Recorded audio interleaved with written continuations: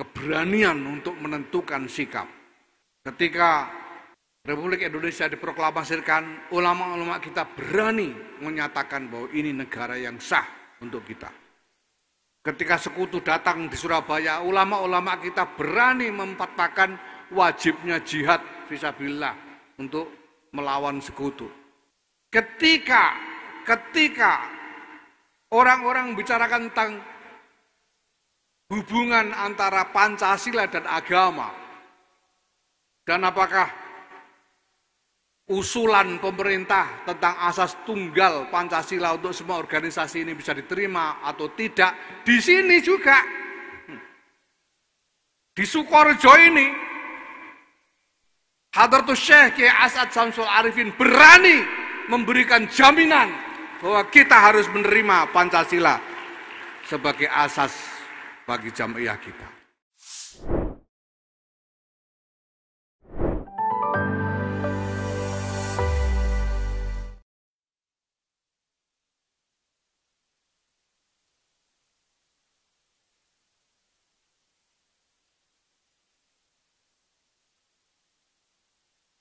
Assalamualaikum warahmatullahi wabarakatuh.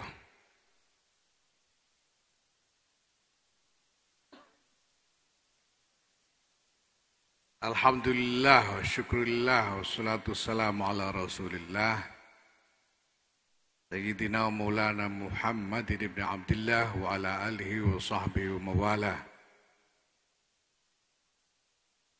Amma ba'd. Yang mulia Kiai Haji Raden Azaim Ibrahimi Syekhil Ma'had, pengasuh pondok pesantren Salafiyah Syafi'iyah Sukorejo, yang mulia Kiai Haji Afifuddin Muhajir, Wakil Rais Am, Pengurus Besar Nahdlatul Ulama, para kiai, para nyai yang hadir, yang saya hormati,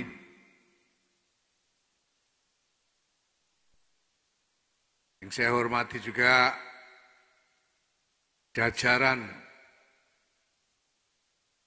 Pengurus Besar Nahdlatul Ulama yang hadir. Bersama saya ini ada Muhammad Wakil Ketua Umum, ada Muhammad Sekretaris Jenderal, dan Muhammad Bendahara Umum.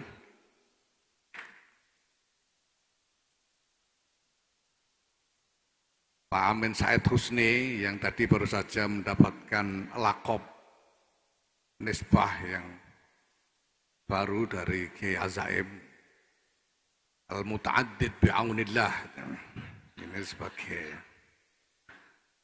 muqabalah dari Al-Mutawakkil 'ala Allah. Pak Saifullah Yusuf, Pak Gutfan, ini ada juga salah seorang ketua harian PBNU, tapi saya yakin tidak akan berani Muhammad yang ini, Pak Ulil Absar Abdullah ini.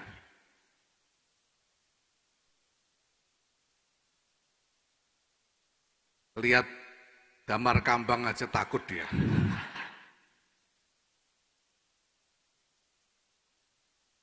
Ada Ketua RMI Pak Hodri Arif dan jajarannya, alhamdulillah.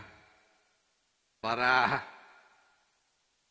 kiai, para asatidz, para santri, pondok pesantren Salafiyah Syafi'iyah Sukorejo yang saya hormati, jajaran pengurus dan aktivis, kader-kader Nahdlatul Ulama yang hadir, yang saya cintai. Alhamdulillah, hari ini kita mulai serial halaqah fikih peradaban yang kedua. Setelah tahun lalu kita berhasil menyelenggarakan tidak kurang dari 240 halaqah di seluruh Indonesia, dan kemudian dipuncai dengan Muktamar Internasional Fikih Peradaban di Surabaya. Hari ini kita mulai serial halqah yang kedua untuk fikih peradaban ini. Insya Allah juga tidak akan kurang dari 240 sampai dengan 250 halaqah. Dan insya Allah pada saatnya nanti akan kita puncai juga dengan Muktamar Fikih Peradaban, Muktamar Internasional Fikih Peradaban yang kedua. Insya Allah, mohon doa restu. Bapak, Ibu-ibu, saudara sekalian yang saya hormati,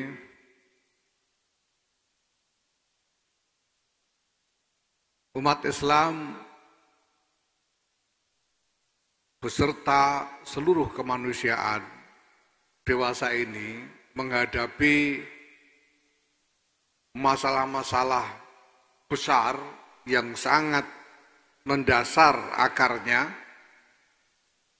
dan berpotensi mengancam keselamatan seluruh dunia. Berpotensi menciptakan kerusakan besar-besaran sehingga bisa meruntuhkan seluruh peradaban dunia. Masalah itu adalah masalah hubungan-hubungan yang problematis, hubungan-hubungan yang menjurus kepada konflik di antara kelompok-kelompok yang berbeda-beda. Apakah itu berbeda karena ras, berbeda etnik, berbeda ideologi politik, sampai dengan perbedaan agama-agama. Model atau pola hubungan antara kelompok yang mengarah kepada konflik semacam ini adalah pola yang sebetulnya diwarisi oleh peradaban umat manusia sejak ribuan tahun yang lalu. Dulunya manusia-manusia ini memang pekerjaannya saling menumpahkan darah. Maka tidak heran kalau ini mansus di dalam Quran. Ataj'alu fiha ma yufsidu fiha wa yasfikud dima. Itu kerjaannya manusia ribuan tahun. Dan ini pola yang kita warisi sampai sekarang. Umat manusia kemudian, masyarakat internasional mencoba mencari jalan keluar dari pola hubungan yang saling menghancurkan ini, karena akibat adanya kemajuan di dalam teknologi militer yang luar biasa pesat, sehingga senjata-senjata baru yang diciptakan oleh industri militer ini punya daya hancur yang tak terkira. Jadi kalau zaman kuno orang perang saling lempar batu, senjatanya Nabi Daud itu cuma ketapel. Kemudian orang menemukan panah, berperang dengan panah. Orang kemudian menemukan mesio, perang dunia pertama itu masih banyak yang pakai senapan yang dicolok-colok itu. Satu kali tembak harus nyolok-nyolok lagi, diisi serbuk mesio lagi, diisi peluru lagi, baru bisa nembak lagi. Belakangan orang menciptakan senjata dengan daya hancur massal, weapon of mass destruction. Nah, sehingga konflik yang mengarah kepada perang menjadi terlalu berbahaya bagi umat manusia. Karena senjata-senjata yang punya daya hancur yang luar biasa ini. Yang kedua, karena semakin meratanya globalisasi membuat setiap konflik yang terjadi tidak bisa dibatasi dampaknya. Walaupun konflik itu terjadi di satu tempat yang terpencil, dampaknya akan berakibat secara menyeluruh di seluruh dunia. Seperti yang kita alami hari-hari ini, ada perang antara Rusia melawan Ukraina, kita tidak ikut-ikutan bertengkarnya, tidak ikut-ikutan di dalam masalah yang muncul antara keduanya, dan tidak ikut-ikutan tembak-tembakan bersama mereka, tapi kita ikut menanggung akibatnya berupa kesulitan-kesulitan ekonomi global seperti yang kita alami sekarang ini. Nah, ini semua sudah dipikirkan oleh masyarakat internasional sejak beberapa dekade terakhir. Ya, sekurang-kurangnya sejak 78 tahun yang lalu. Yaitu ketika kemudian masyarakat internasional menyepakati apa yang kemudian disebut sebagai Piagam Perserikatan Bangsa-Bangsa dan kemudian disusul dengan mengoperasikan Organisasi Perserikatan Bangsa-Bangsa. Nah, di dalam Muktamar Internasional Fikih Peradaban yang pertama yang kita gelar pada bulan Februari, 6 Februari 2022 yang lalu, Murid Besar Nahdlatul Ulama mengajukan soal kepada para ulama yang hadir tentang hukum-hukum yang terkait dengan piagam PBB itu. Apakah piagam PBB ini sebagai perjanjian sah, bisa dianggap sah menurut syariat? Apakah para kepala negara yang menandatangani piagam PBB itu bisa dianggap wakil yang sah untuk membuat perjanjian bagi warga negaranya masing-masing? Termasuk apabila kepala negara itu seorang kafir, non-muslim, apakah sah dia dalam perjanjian itu mewakili warga negara atau penduduk muslim di negaranya? Ini pertanyaan-pertanyaan yang dilontarkan dalam Muktamar Internasional Fikih Peradaban yang pertama tahun lalu. Alhamdulillah secara keseluruhan jawaban dari para ulama itu adalah sah. Walaupun kemudian ada banyak sekali kritik terhadap keberadaan Organisasi Perserikatan Bangsa-Bangsa dan juga aspirasi-aspirasi tentang apa yang dibutuhkan ke depan. Tapi pada dasarnya dinyatakan oleh para ulama bahwa Piagam Perserikatan Bangsa-Bangsa sebagai produk perjanjian itu sah menurut syariat dan wajib ditaati. Nah, maka Bapak Ibu sekalian, mungkin perlu saya persingkat saja, yang kita butuhkan sekarang ini, bukan hanya sekedar fikih dalam pengertian fikih syariah untuk menetapkan hukum-hukum terhadap sejumlah waqa'i yang ada saja.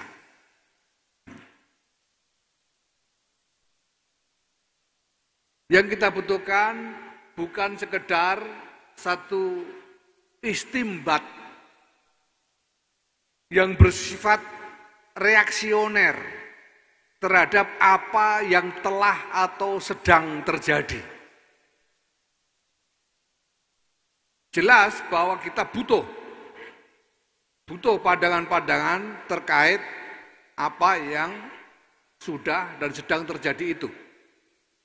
Termasuk perlunya yang tadi disebut oleh Kiai Azaim, mi'adatun nazar terhadap pandangan-pandangan yang dulu mapan, tapi kalau kita paksakan sekarang, ini bisa menjadi masalah besar. Pandangan bahwa orang kafir itu tidak bisa disetarakan dengan orang mukmin di dalam kehidupan masyarakat, itu adalah pandangan yang mapan pada masa lalu. Makanya ada wawasan tentang kafir dhimmi, kafir harbi, kafir mu'ahad dan sebagainya. Karena ada pandangan ini, bahwa orang kafir, non-muslim, tidak bisa disetarakan dengan muslim di dalam kehidupan bermasyarakat. Bahkan ada pandangan yang saya kira bersifat usuli, karena mengatakan bahwa al-aslu fil kafir halalud dami wal mal illa liman lahul aman minal imam misalnya. Ini pandangan yang dulu mapan. Memang dulu begitu adanya. Tapi kalau hari ini kita paksakan untuk menerapkan pandangan-pandangan ini yang celaka bukan cuma orang Sukorejo, bukan cuma orang Situbondo, bukan cuma orang Indonesia yang celaka, ini bisa seluruh dunia bisa celaka. Ya, pandangan bahwa kalau ada konflik antara satu kelompok muslim dengan kelompok non-muslim, maka kewajiban muslim lainnya adalah turun tangan untuk membantu kelompok muslim itu. Apalagi kalau memang alasannya adalah alasan agama. Karena al-mu'minu lil mu'mini kal jasadil wahid.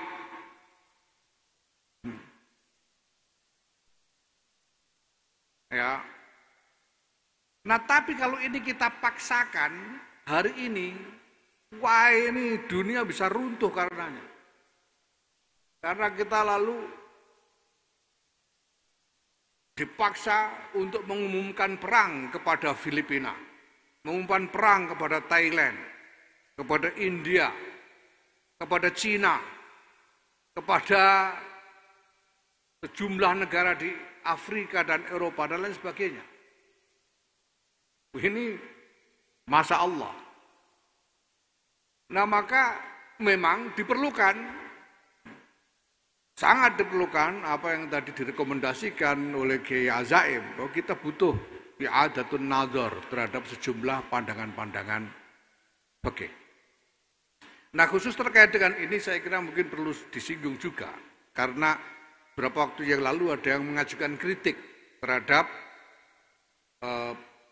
konsep wacana fikih peradaban ini yang dianggap terlalu fokus kepada politik. Ya. Kita katakan bahwa ini bukan soal kita mau berfokus kepada politik, tapi kita akan berfokus saat ini pada masalah-masalah terkait konflik antar kelompok. Karena ini masalah yang paling krusial. Masalah yang sedang berlangsung, sedang terjadi, yang kalau dibiarkan bisa berkembang lebih luas, dan kalau kita tidak segera bersikap, akan dengan mudah lahir konflik-konflik yang baru. Dan ini yang paling mengancam kehidupan umat manusia. Ya. Yang lain bagaimana dengan soal ekonomi? Kalau ekonomi itu melarat-melarat dikit asalkan hidup kan ya masih lumayan gitu. Daripada konflik, kena bom salah sasaran dan sebagainya kan celaka. Maka kita dahulukan pembahasan tentang masalah-masalah terkait konflik ini. Tetapi lebih lanjut, Bapak Ibu sekalian saya hormati, apa yang sudah dicapai oleh masyarakat internasional saat ini memang jauh dari memadai. Jauh dari memadai. Apa yang sudah menjadi kesepakatan yang kemudian disebut piagam perserikatan bangsa-bangsa itu sendiri, ini masih kurang banyak. Masyarakat internasional masih butuh lebih banyak lagi kesepakatan-kesepakatan dan upaya-upaya untuk menutup kemungkinan-kemungkinan konflik yang lebih besar. Ya. Nah, sementara apa yang sudah dicapai itu sendiri seperti piagam PBB dan juga yang lain-lain, misalnya ada yang disebut UNCLOS, ya, United Nation Convention on the Law of the Sea. Jadi konvensi Perserikatan Bangsa-Bangsa tentang hukum laut itu masih kurang banyak. Masih ada banyak masalah di situ yang belum disepakati. Dan lebih jauh lagi, yang sudah disepakati dan sudah ditulis, ditandatangani, itu masih banyak yang belum diterapkan secara konsisten. Sudah jelas bahwa PBB menolak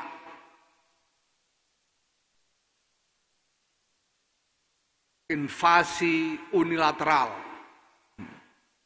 terhadap satu negara karena batas-batas kedaulatan negara itu dijamin oleh hukum internasional. Tapi masih terjadi, tiba-tiba Amerika mau-maunya sendiri menyerang Irak. Dan karena Amerika yang dului, yang lain ikut-ikutan.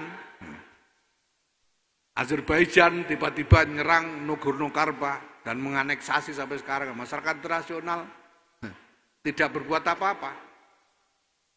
Nagorno-Karabakh itu padahal tadinya merupakan wilayah Armenia. Turki, Republik Turki mengebor minyak di perairan Siprus dan dunia tidak berbuat apa-apa. Padahal sebelumnya persis karena masalah yang serupa itulah Amerika lalu membuat alasan untuk menyerang Irak dalam perang Teluk yang pertama, yaitu anggapan bahwa Irak melakukan pengeboran minyak secara miring sehingga mengambil minyak yang kandungannya ada di dalam batas wilayah Kuwait. Nah, sehingga terjadi perang Teluk yang pertama. Tapi sekarang Turki melakukan hal yang sama di perairan Siprus dan dunia tidak berbuat apa-apa. Baru ketika kemudian Rusia menyerang Kiev di Ukraina, nah dunia ribut. Padahal sebetulnya 10 tahun sebelum itu Rusia itu sudah menduduki Crimea. Yang resminya sebetulnya juga wilayah dari Ukraina. Jadi ini memang dunia sedang tidak karu-karuan. Tidak karu-karuan. Maka Bapak Ibu sekalian, jelas diperlukan upaya-upaya untuk mencari jalan keluar dari segala kemelut ini. Untuk mencari jalan keluar dari segala kemelut ini. Ya. Nah, siapa yang bertanggung jawab untuk mencari jalan keluar itu? Sebetulnya kita bisa mengikuti alur nalar atau logika yang sederhana saja. Nalar yang sederhana saja. Kalau umat manusia ini kacau balau, kalau umat manusia ini kacau balau, itu pantasnya Islam ini punya jalan keluar apa enggak pantasnya? Kalau umat manusia seluruh dunia kacau balau dan Islam tidak punya jalan keluar untuk mengatasi itu, pantas apa tidak?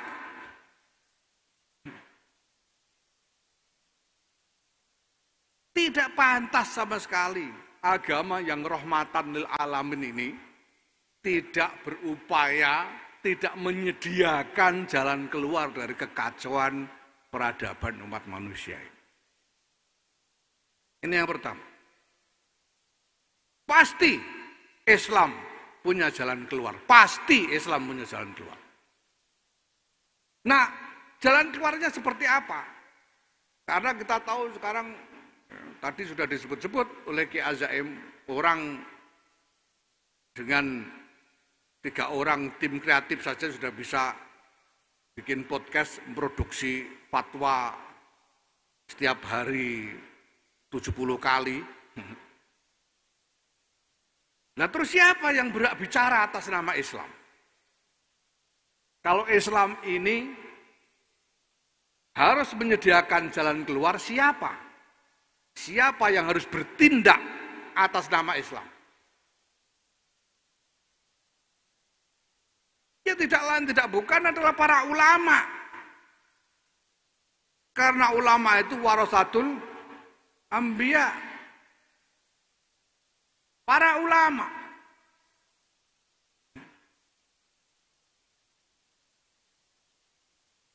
Nah maka segala kegelisahan dan ketakutan umat manusia hari ini sesungguhnya menjadi tanggung jawab para ulama untuk menanggapinya.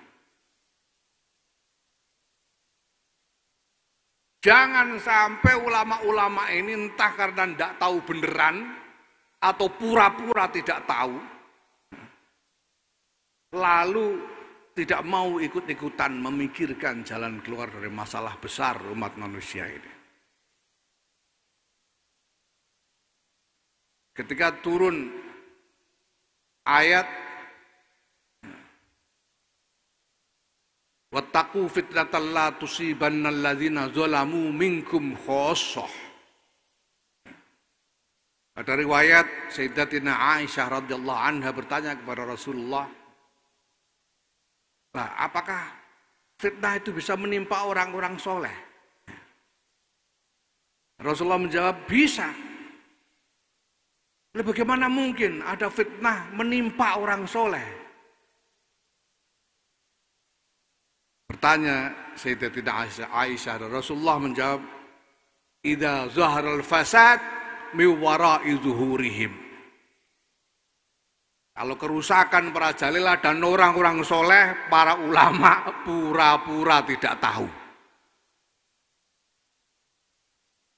Nah kita ingin memastikan supaya ulama-ulama ini tahu. Jangan supaya tidak bisa alasan, tidak bisa beralasan tidak tahu.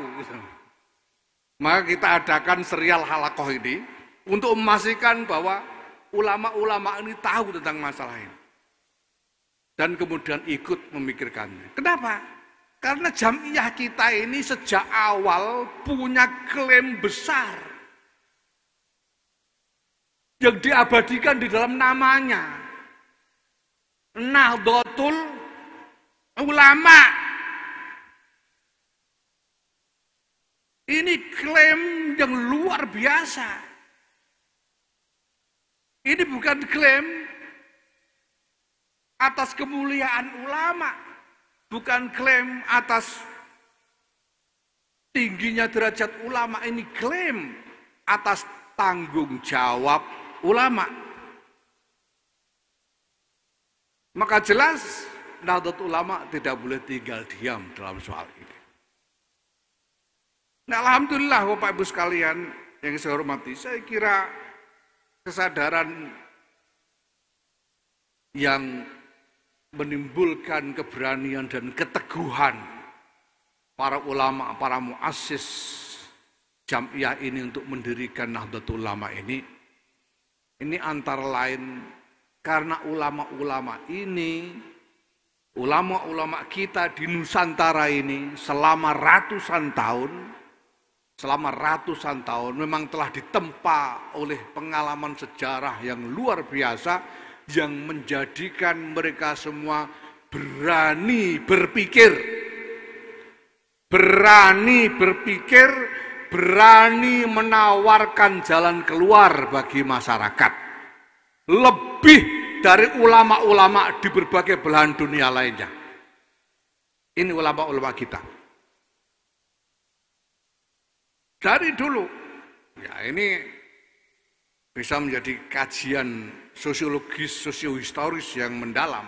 Tapi jelas ini sudah menjadi karakter dari para ulama kita. Dari dulu.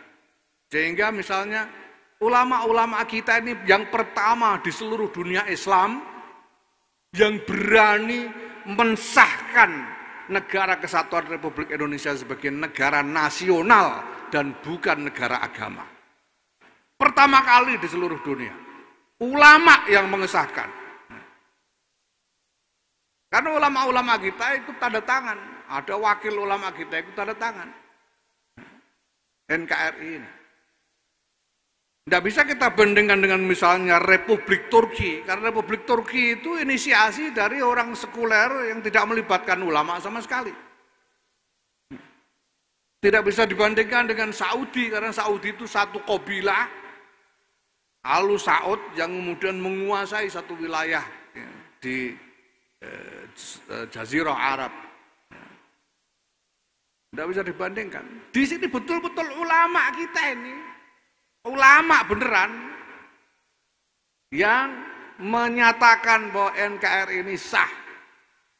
Bahkan kemudian dinyatakan bahwa Negara Kesatuan Republik Indonesia berdasarkan Pancasila UUD 45 bersendikan Bhinneka Tunggal Ika adalah bentuk final dari upaya umat Islam Indonesia mengenai negara.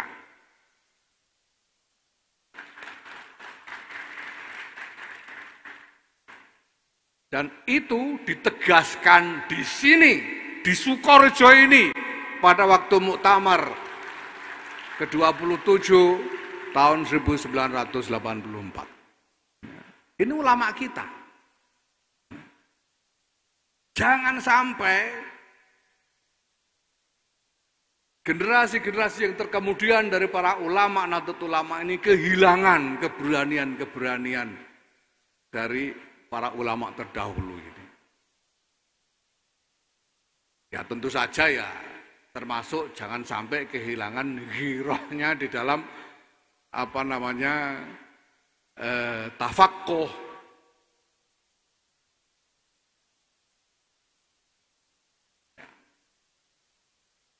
Maka saya kira jelas bahwa yang kita butuhkan bukan hanya sekedar, seperti saya sebut di depan, sekedar rumusan fiqhus syariah tentang waqa'i'. Ya kalau basul masail itu kan biasanya ada basul masail didiyah, waqi'iyah. Kita butuh lebih dari itu. Kita memerlukan tafaqquh tentang peradaban itu sendiri, tafaqquh tentang strategi untuk memperbaiki peradaban ini dengan inspirasi dari nilai-nilai dan ajaran-ajaran Islam. Ini yang kita butuhkan ke depan. Nah, para pendahulu kita, para kiai kita sudah membekali kita dengan contoh-contoh. Ya, tentang apa yang mereka lakukan di dalam menyikapi zaman. Keberanian untuk menentukan sikap. Ketika Republik Indonesia diproklamasikan, ulama-ulama kita berani menyatakan bahwa ini negara yang sah untuk kita. Ketika sekutu datang di Surabaya, ulama-ulama kita berani memfatwakan wajibnya jihad fisabilillah untuk melawan sekutu. Ketika orang-orang membicarakan tentang hubungan antara Pancasila dan agama, dan apakah usulan pemerintah tentang asas tunggal Pancasila untuk semua organisasi ini bisa diterima atau tidak, di sini juga, di Sukorejo ini, Hadratus Syekh Kiai As'ad Syamsul Arifin berani memberikan jaminan bahwa kita harus menerima Pancasila sebagai asas bagi jamiah kita. Saya mendapat riwayat dari tangan pertama. Karena pada waktu itu paman saya, Kiai Mustafa Bisri, masuk di dalam komisi rekomendasi bersama-sama dengan Kiai Abdurrahman Wahid, Gus Dur, dan sejumlah kiai yang lain, termasuk Kiai Yusuf Muhammad, Allah yarham, dan lain-lain.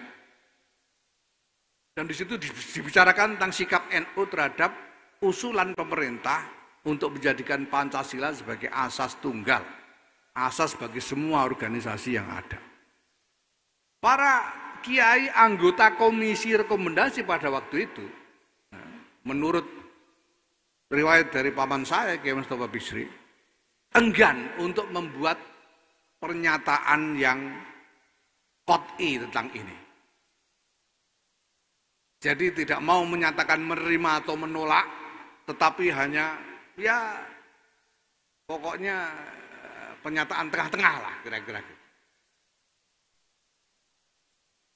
Tapi sebelum hasil sidang komisi dibacakan di pleno, Kiai As'ad memanggil anggota perumus, yang anggotanya antara lain ya Gus Dur sendiri dan paman saya.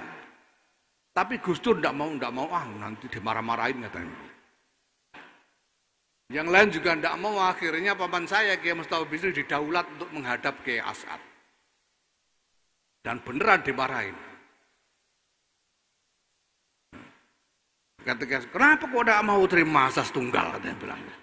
Ya kita bukannya tidak mau terima Kiai, kata paman saya. Kita ini cuma mendudukkan masalahnya secara proporsional. Tidak bisa begitu, katanya. Yang dibutuhkan itu mau terima apa tidak. Dan kita harus terima, katanya bilang.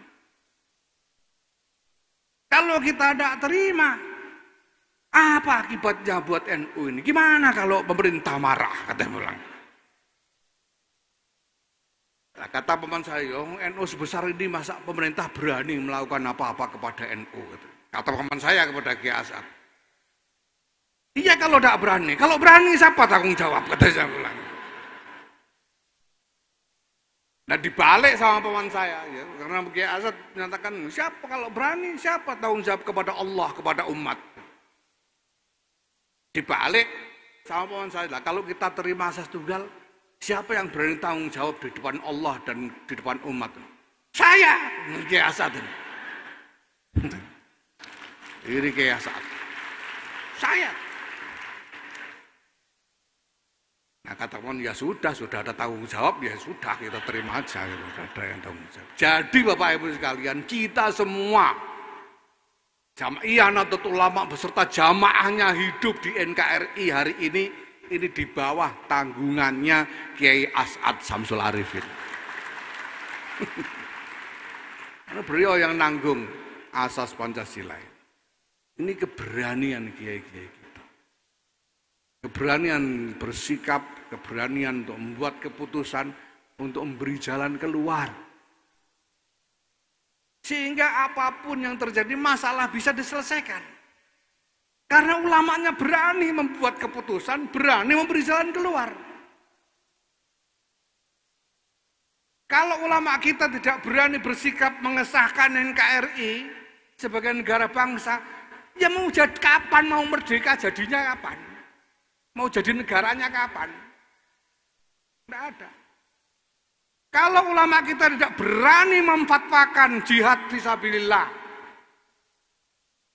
ya, perang sabil melawan sekutu waktu itu, ini kemerdekaan sudah diproklamirkan, negaranya belum tentu jadi ada gitu. Kalau sekutu tidak dilawan waktu itu. Nah, kalau soal Pancasila itu tidak diselesaikan di sini dengan keberanian bersikap seperti yang saya gambarkan tadi itu, ini masalah bisa tambah ruwet. Bisa tidak jelas, tidak karu-karuan siapa yang radikal, siapa yang tidak. Nah, sekarang kita punya ukuran yang jelas. Kalau mau Pancasila berarti oke. Kalau tidak mau Pancasila, tidak mau NKRI, tidak mau UUD 45, tidak mau Bhinneka Tunggal Ika, kita bilang tidak kepada mereka. Saya sudah sampaikan kemarin, kita tidak mau ditawar soal ini. Tidak mau ditawar soal ini. Sudah ketetapan dari para ulama kita demi kelangsungan hidup bangsa dan negara ini. Gus Dur dulu itu ketika digoyang, ya saya ingat betul bagaimana dulu Allahyarham Kiai Fawaid As'ad memimpin puluhan ribu umat, mungkin ratusan ribu, untuk memberi dukungan kepada Gus Dur ketika beliau diancam dilengsarkan. Pada waktu itu Gus Dur ditawari untuk dibiarkan terus menjadi presiden asal menerima kesepakatan-kesepakatan politik tertentu. Tapi Gus Dur menolak karena kesepakatan-kesepakatan itu bertentangan dengan Undang-Undang Dasar 1945. Lebih baik lengser daripada melanggar konstitusi. Itu sikap Gus Dur. Bagaimana mungkin kita sekarang ini mau bergabung bekerja sama dengan orang-orang yang jelas-jelas terbuka, tidak mau NKRI, tidak mau Pancasila, tidak mau UUD 45, dan anti Bhinneka Tunggal Ika. Tidak mungkin kita mau ikut mereka. Ya Rabbal Alamin. Ini jelas. Nah, kalau tadi dinyatakan oleh Kiai As'ad dalam riwayat yang disampaikan Kiai Azaim bahwa pada suatu saat Nahdlatul Ulama ini akan menjadi damar kambang. Tapi sebetulnya ada cita-cita agung yang sudah diisyarahkan sejak awal. Ketika Kiai As'ad Syamsul Arifin diutus oleh Syekhona Muhammad Khalil bin Abdul Latif untuk mengantarkan tongkat kepada Hadratus Syekh Kiai Muhammad Hasyim Asy'ari. Dengan isyarah ayat yang isinya menggambarkan tentang tongkatnya Nabi Musa. Wa tilka biyaminika ya Musa. Qala hiya 'asai atawakkau 'alaiha wa ahussu biha 'ala ghanami wa li fiha ma'aribu ukhra. Qala alqiha ya Musa. Fa alqaha fa idza hiya hayyatun tas'a. Qala khudhha wa la takhaf. Sanu'iduha siratahal ula. Bapak Ibu sekalian yang saya hormati, kalau kita renungi isyarah ini sebetulnya adalah cita-cita tentang Nahdlatul Ulama. Cita-cita tentang Nahdlatul Ulama. Seolah-olah Syekhuna Muhammad Khalil bin Abdul Latif menyampaikan pesan kepada Hadratus Syekh Kiai Muhammad Hasyim Asy'ari, dirikanlah jam'iyah para ulama itu, Nahdlatul Ulama itu, dan dengan itu berjuanglah agar jam'iyah Nahdlatul Ulama itu menjadi tongkatnya dunia Islam sebagaimana tongkat Musa. Ini Bapak Ibu sekalian adalah cita-cita yang harus terus-menerus diingat oleh seluruh kader-kader, seluruh khudama dari Jam'iyah Nahdlatul Ulama ini sampai kapanpun. Kita tidak boleh berhenti berjuang. Terus-menerus, setapak demi setapak, apapun rintangan yang kita hadapi, apapun yang terjadi, tidak boleh berhenti sama sekali untuk berjuang agar Jam'iyah ini menjadi tongkat Musa bagi dunia Islam. Wallahu yawfiquna fi ma yuhibbu wa yardah. Wassalamualaikum warahmatullahi wabarakatuh.